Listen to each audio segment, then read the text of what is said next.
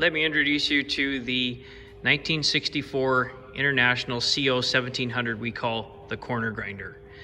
This was purely built as that once in your lifetime you have to build a Hot Wheels type inspired, super ridiculous, one of a kind, outside the box build that we did in 6 weeks for the 2014 SEMA show. We made the full custom chassis.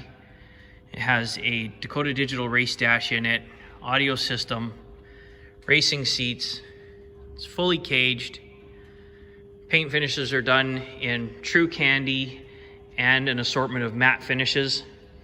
The fenders are one-off, made for it. They are done in silver, hand pinstriped with silver leaf and carbon fiber.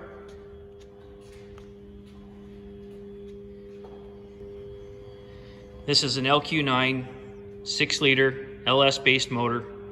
Has a pair of Borg-Warner turbos.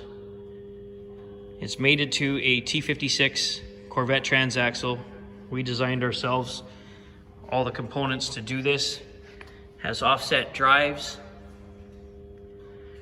Super cool, short, motorcycle inspired exhaust. The rear tires are 18 inches wide. The front tires are 15 inches wide.